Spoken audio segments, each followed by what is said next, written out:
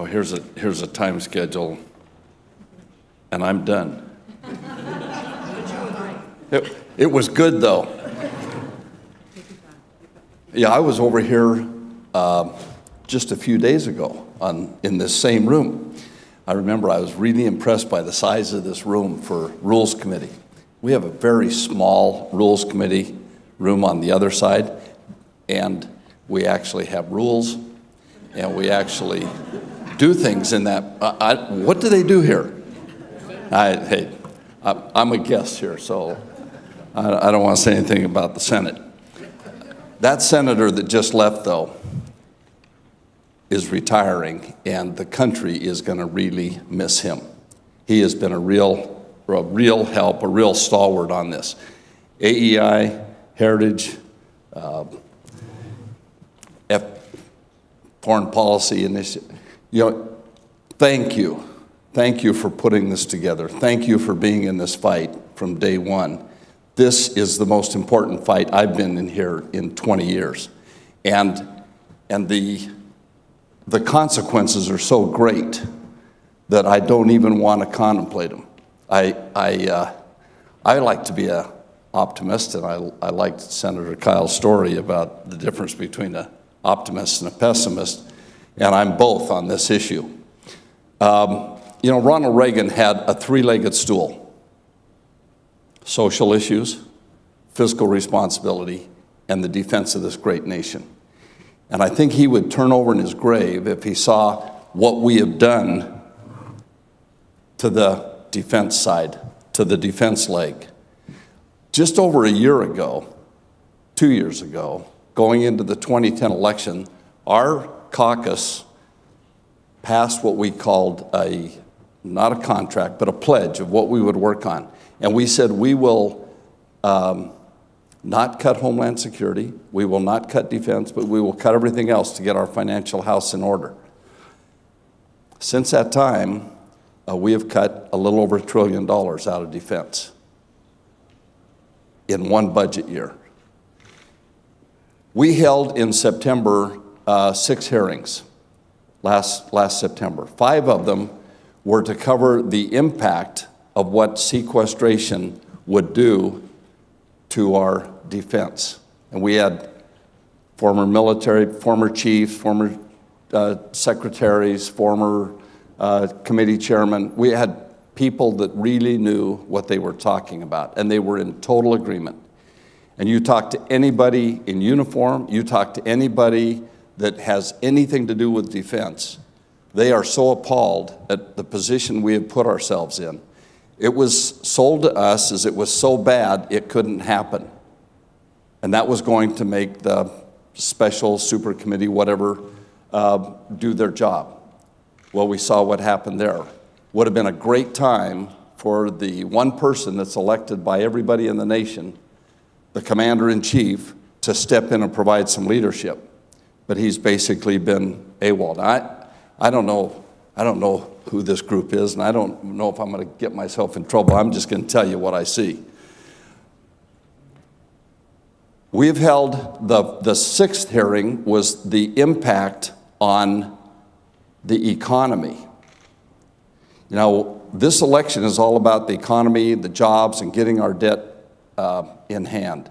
If we cut all of the discretionary budget, just eliminate the Defense Department, eliminate the Department of Education, eliminate transportation, roads, everything, research and development, everything that we vote on to spend money on every year. If you eliminate all of that, we would cut our deficit down to $500 billion a year.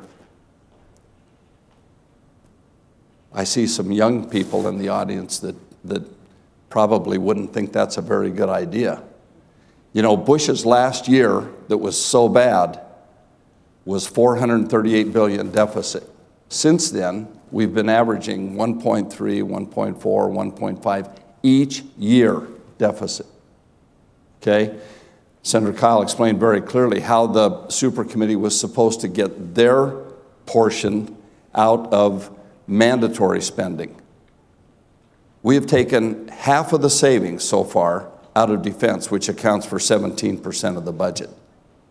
Doesn't make a lot of sense to me. I was in a meeting in the Pentagon couple of months ago when they were laying out this budget, where we've already cut $487 billion over the next 10 years. And General Dempsey was sitting across from me, and he said, in my 37 years doing this, I have never seen a time when our nation was in a serious, where things were as serious as they are right now. North Korea, Iran, the whole Middle East, China. We've got challenges all around the world. The economic impact that could happen on the other side of the equation, this jobs, economy, that's what this election's about. We will lose, yes, I was talking to Secretary Panetta earlier this morning, the sequestration we figure will take 2.1 million jobs. 200,000 out of uniformed military, about a little more than that out of civilian defense, and then the rest out of the contractors that build the things that the warfighters use. Think of what economic impact that will have on our bumpy recovery. That would take us back up over 10% unemployment, which puts us immediately right back into a heavy recession. So the economic impact is overwhelming, but I'm more concerned about what it does to the defense of our nation. If you take the Navy back to the size it was in World War I, you take the Air Force back to the smallest it's been since the Air Force was created. Take 200,000 out of the Army and the Marines. That's the definition of a hollow military. I think that if we do not address this as a serious issue,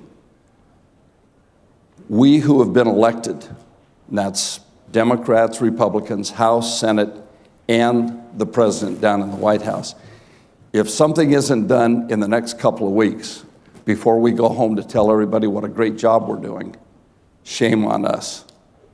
And I'm hopeful that you all have spheres of influence, that you will go out and tell people a little bit about what this will do to our ability to defend this nation, what it will do to our economy. While we're talking about creating jobs, taking 2 million jobs away, we do not have a Defense Department to create jobs. That's a side benefit. We have a Defense Department to provide the security that this country needs.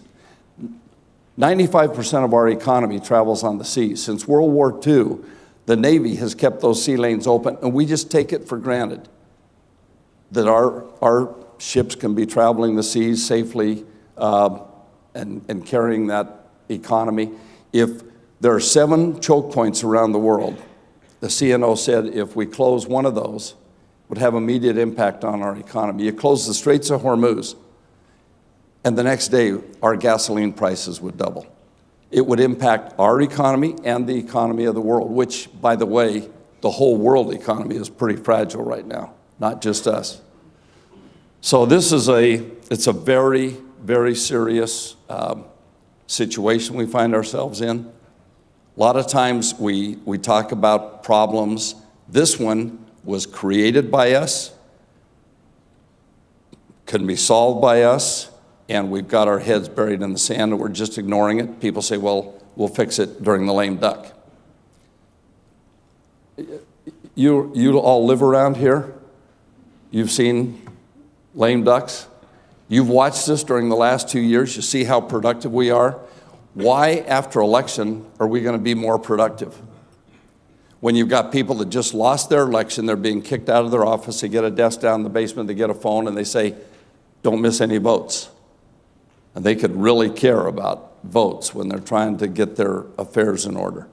And then you've got maybe the Senate change hands, maybe the White House change hands. There's going to be no impetus to get anything fixed that we haven't been able to do for 2 years. Now we're going to be able to do it around Thanksgiving and Christmas. Come on, we got to be real. We need to address this right now and get it fixed right now. And this is not a partisan issue. And to hold our troops hostage is shameful. So I'm happy to be an optimist, But this is not too optimistic a time unless we do our job and get it done. Thank you. Thank you for what you're doing. Keep it up. We need to do this right now. Thank you. Thank you.